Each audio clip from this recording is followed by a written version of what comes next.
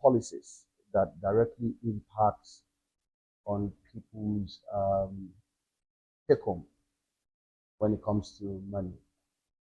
So we've had policies that has made electricity to be at least between 200 and 300 more expensive. We've had the situation where the dollar escalated so hugely, and as a result, has caused a lot of inflation in the country. Even though we've seen the trend of the dollar naira come down in favor of the naira, but we haven't seen such movement when it comes to prices of things, particularly essential things. We haven't seen it on food in the market. We haven't seen it on real estate in terms of rent. We haven't seen it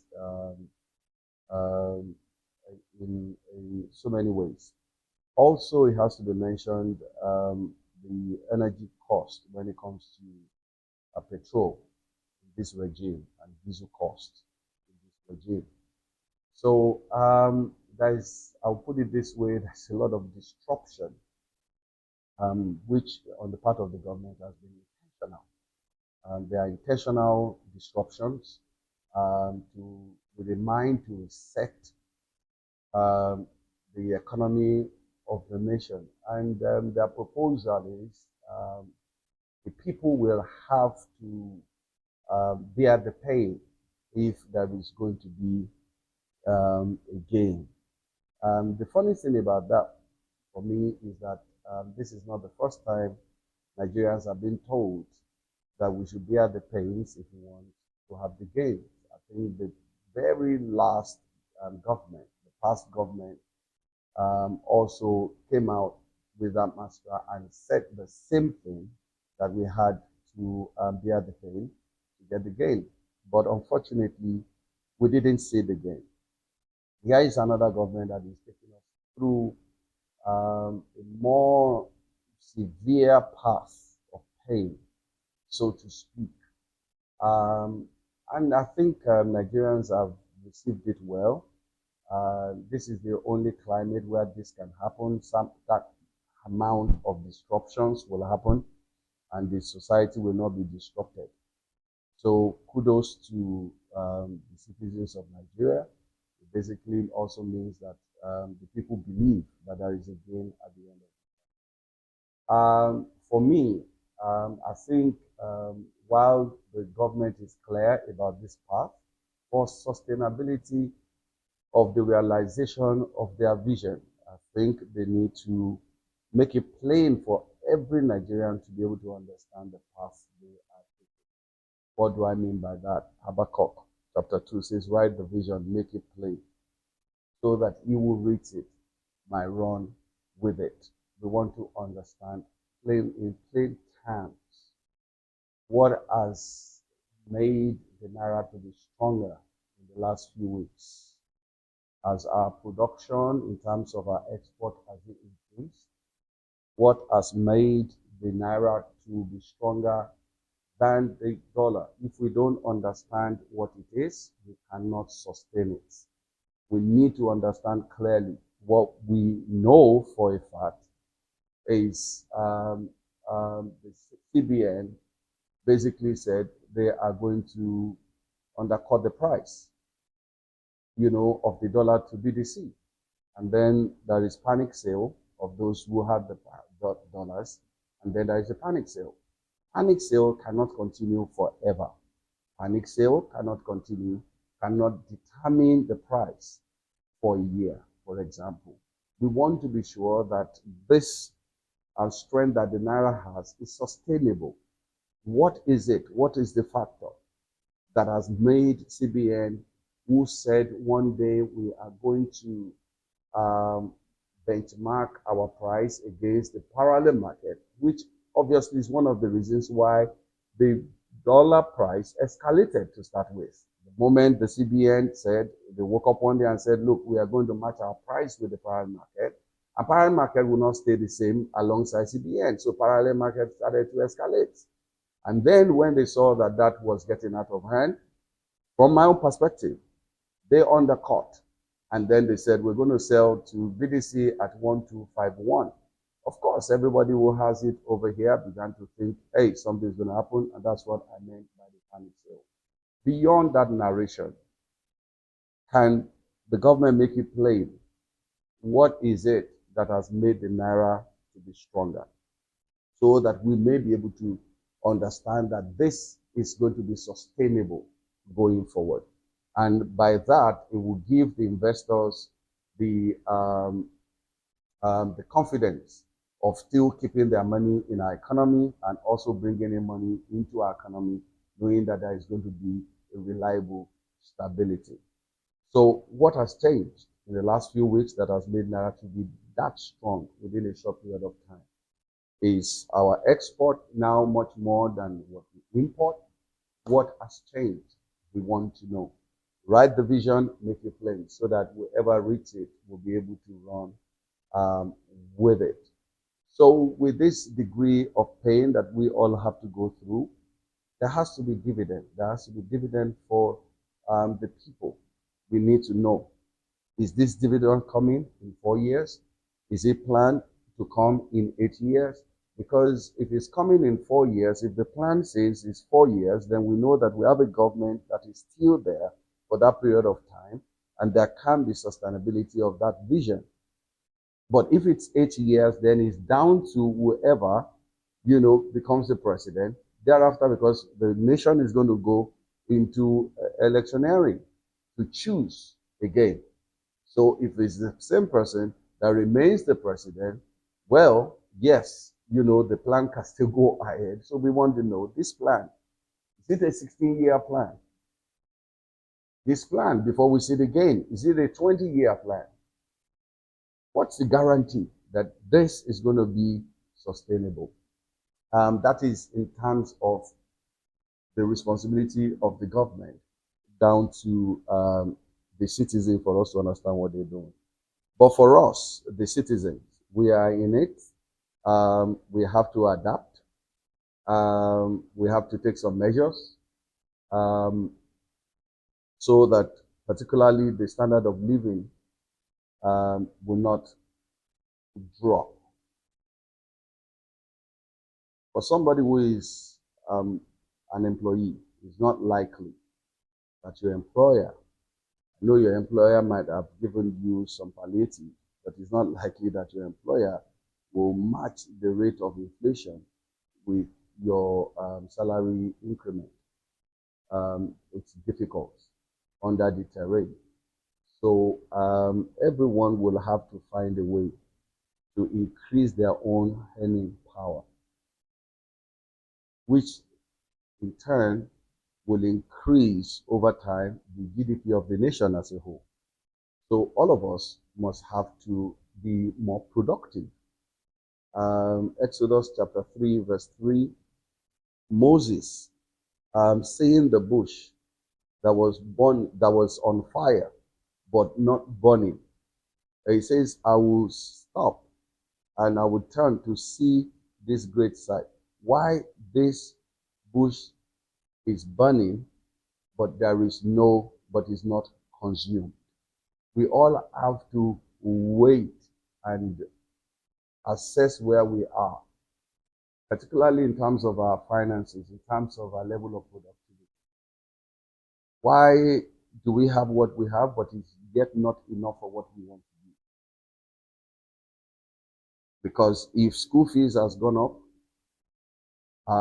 the price of the fuel's gone up, the amount of money to feed the family has gone up, the cost of accommodation is gone up, practically everything is gone up.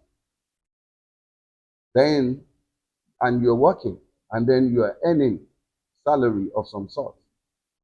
What used to take care of you before is now not enough. So you have to be able, at this point in time, do not just say, oh, you know why? You have to stop and be curious and ask your question. Why is this not enough? because at the end of the day, you still have to pay the school fees. You still have to provide shelter for your family. You still have to be able to move around so that you can go do your job, whether you're working for somebody or you're self-employed. You still need to be able to buy that fuel. So my advice is that each and every one of us can, at this point in time, stop to assess our finances, your financial situation, your inflow, your outflow. Have an assessment. Very, very critical that we do that. Now you have to understand, even though there is financial crisis in the world that season, by carefully looking at the Word of God, I believe that there is Christ in every crisis. Christ is the Messiah. Christ is the Savior. So within every crisis, there is Christ. I used the book from the book of Daniel. Shadrach, Meshach, and Abednego, the three Hebrew boys who will not bow their knees to the golden image of Nebuchadnezzar. And he threatened them and said, if you don't bow your knees and worship this golden image, I'm going to throw you into the fire. And they refused to, and these three boys were thrown into the fire. But then the king looked into the fire, into the furnace, and then he said, I saw 4 men walking loose in the fire. Did we not throw in 3? So right in the crisis of those Hebrew boys was Christ. It says the image of the 4th one is like that of the Son of God. So basically, that tells me metamorphorically that there is Christ in every crisis. So whenever we find ourselves in a crisis situation, please understand that God is about to do something new. You have to understand that. So even within this financial, economical crisis that we see, this disruption that we see, you must be able to be so attentive to see the Christ in this crisis for you. The Christ in the crisis will want to take you from the level where you are to another level, a higher level.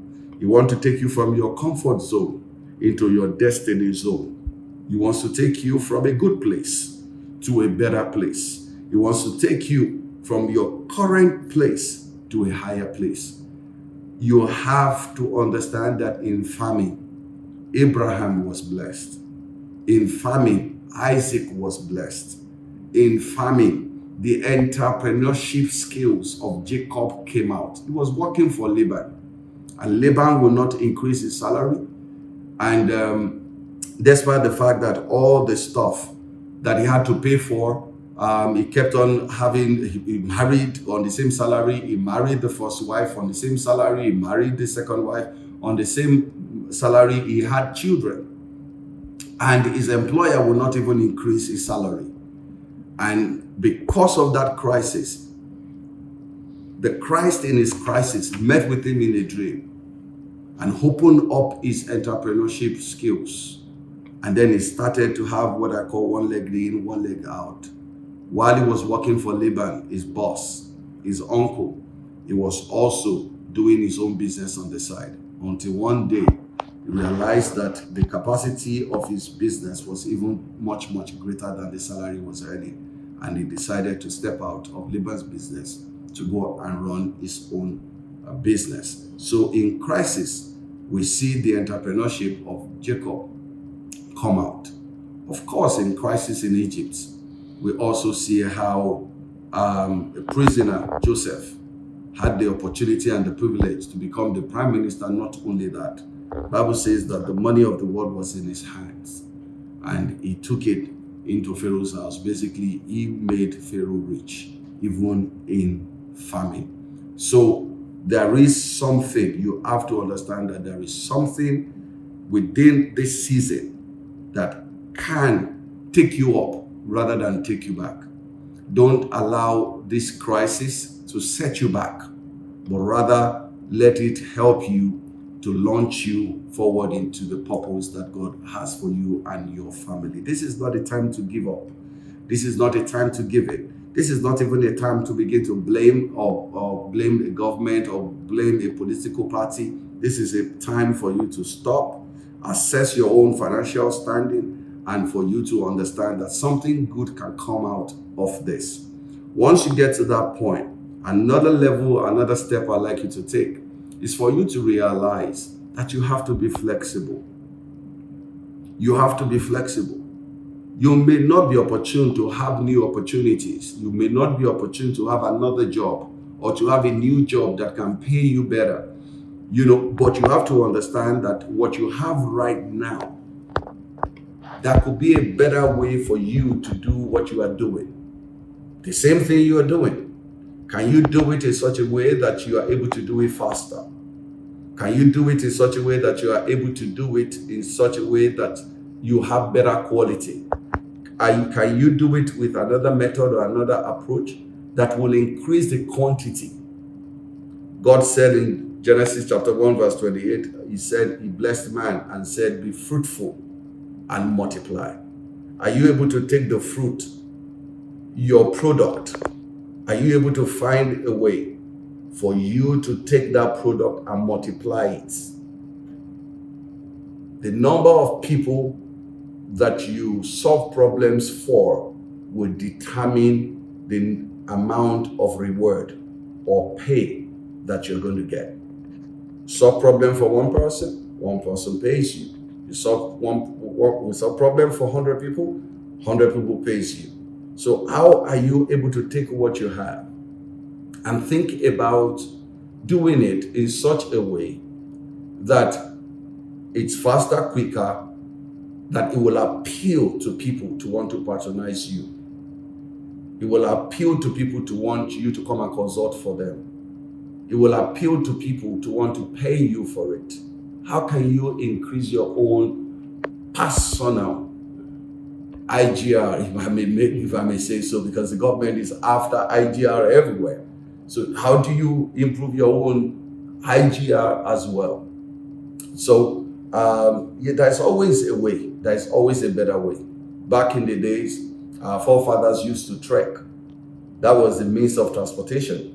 They used their legs. They trekked from one place to another, to another, to another. It took them days before they got to where they were going. They were limited in what they could carry, walking. So the amount of goods they could take from one place to another to get paid for within a short period of time was limited. Then later, they thought about what else they could do. So they grabbed the camel and used the camel as a means of transportation. That in itself, it was better than the legs, but at the same time, it also had its own challenges. After a while, they thought about another way, and they thought about bicycle. Bicycle was fantastic. It was the innovation and the creativity of their time. They celebrated it. If you had a bicycle, you were the big man around, But someone else woke up one day and said, there has to be something that is better than this bicycle.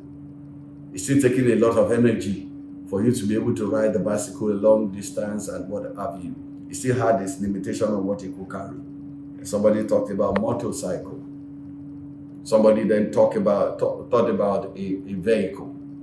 And now we see the invention. People are going from one place to another in the Porsche or Lamborghini Countach and the likes. So we see the evolution of the creativity of the mind of man in making things to work faster, to making things to be of better quality, to make things to appeal to people so that people can buy and pay. So once we've taken care of curiosity, flexibility, we are ready to be flexible. We are not stuck in the way we have always been doing things. Mind you, I'm talking about you still doing the same thing, but doing it in another way that is going to be better. Number 3, you have to be sensitive to people's needs. Be sensitive to people's needs. Where people have needs, It's a place where people will be willing to pay you. Be a problem solver. Don't be too carried away by all that is happening to you, that you don't see what is happening to others. Actually, the solution to what is happening to you is when you solve the problems for the things that are happening to other people. Like I said earlier, the more people you are able to solve problems for, the more people that are going to be able to pay you. Look at, for example, the car dealer, Elizade. Elizade solving problems for people. People need a car. And he is getting the cars from wherever. And as many people as he's able to solve the problem for, they are willing to pay for it. So the more people that you solve problems for people, this season is a season where people are in need. People are in need. Think about it. Is it possible that somebody is not able to afford the kind of education cost that they've been paying for over the years, and they need to streamline? Why don't you think about a formal school that is different from the current schooling system that we have, that is now more affordable, but still gives even a better quality of education? Something like that. When you think about it, the school fees you are paying, what is it for? Some of it is for the structure. How big is this? How big is the structure in the affairs of the academics we're talking about? Are you able to run yours by cutting down the cost on the structure? And then you put the money on the teacher and the teaching and the lessons and improve the quality. So the excesses that we have built in the days of surplus, are we able to take them out and then put our investment in what seems to be the main? Sensitivity.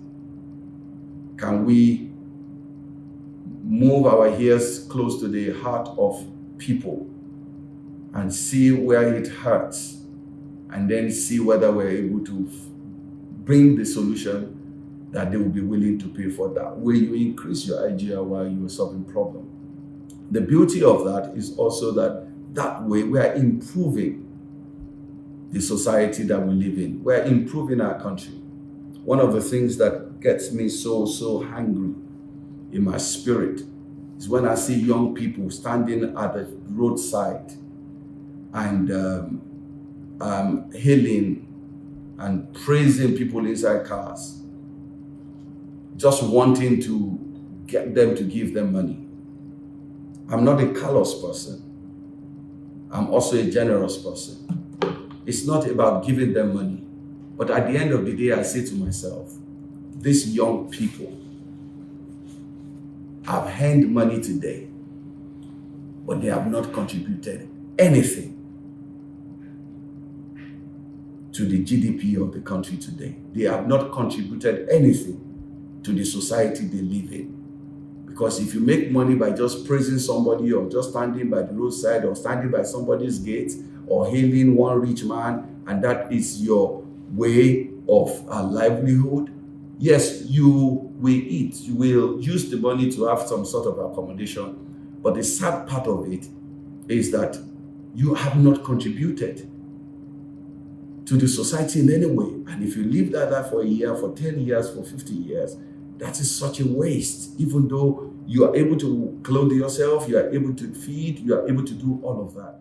The sense of responsibility, needs to be working, especially within the youth in our community, to let them understand that they have to be productive on a daily basis. So we talked about curiosity, we talked about flexibility, we talked about sensitivity as well. That's means by which we can help ourselves in this season. May I add the fact that you have to be original as you begin to think about the solutions that you want to provide. Because some people are good at copying others. So pure water is selling in this corner, then why can't I do pure water too? And I do the same thing. This kind of food is selling here, I do the same thing. This kind of clothing is selling over there, I do the same thing. We have not improved our society that much if we are just copying. So I will advise that if you really want to catch attention of those who will patronize you and improve your lot financially, have a degree of originality around your product. Have your own signature on it. Let there be something that says, this is someone else. This is something else. This may look like that, but this have hedge over the others. When you do that, you will see a lot of interest in the things that you are providing. Even it can be services. It can be a product. It can be anything, but just make sure that it has your own unique signature on it. And then lastly, please go out there and be ready to redefine things. Let there be redefinition. We have to have a progressive society. We have to have a progressive country. Let us do things with innovation. Let us do things with innovation. Let us, if you're building houses, like they say, why don't you build it in such a way that you will kill it? Something that is going to make somebody to look and say, wow, is this coming out of Nigeria? Is this coming out of Africa? Let us redefine. And I think that is what eventually is going to make the world to turn their heads towards Nigeria to say, this is a place where we can also get something from. Let us redefine things in the world that we live in. I think the foundation that has already been laid in any church will play out during the COVID-19 crisis. And we also see it playing out right now because it has to do with the foundation. You see, we only have the Bible. We only have the Bible to preach in the church. And it's always the same Genesis to Revelation. Same. It hasn't changed. All the centuries. It's the same Bible. And if we had preached the Bible before the crisis, then the people will already be standing on a solid rock. So when the wind blows, it doesn't blow them away. So for our church that has been based on the word, the people over here are not panicking. They have an understanding that, number one, in the days of Abraham, there was famine. In the days of Isaac, there was famine. In the days of Jacob, there was famine. In the days of Joseph, there was famine. So it is nothing new to us that we are in a season where things seems to be tight and tough because there is a cycle. When you look at the Bible, you see the cycle of abundance, of plenty, and cycle of famine. Plenty, famine, plenty, famine. In the days of Elisha, there was famine. In the days of Elijah, there was drought in the land. There was famine throughout the Bible. So once the Bible is preached, the people are not shocked when they come to a season like this. And the people had already been prepared that any time that the world gets into a season of famine, it is the time for the people of God to get ready to be blessed massively. Massively. And that is what we have been sharing with our people. And the people are having that understanding. So our people at this point in time, they're out there trying to improve the lot of the economy of the country as much as they can within their own space. What have you been through since the beginning of the year? Did you see it happen at the end of last year in terms of the possibilities that exist? Well, I've always known this, and in as much as I don't want to be dragged into the political arena, I've always known this because you have to have eyes for pattern.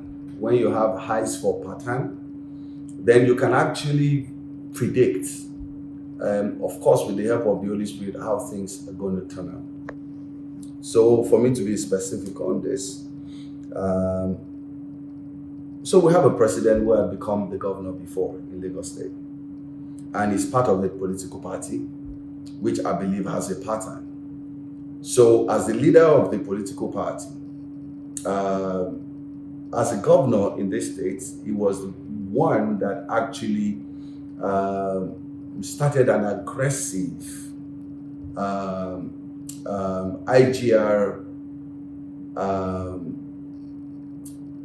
IGR collection, from citizens. Even though there was a situation that drove him into that. That was when the federal government was not releasing the money into Lagos State. And as a result, Lagos State had to carry on with the budget. And so his government turned to the people and appealed to the people at that time. Levies and all sorts are going to come. And that's the way to fund the government, for the government to be able to do things for you. And there was an understanding of that. But then, so that was successful. But then it looked very good, such that the other APC governments that came up after that tried to follow suit.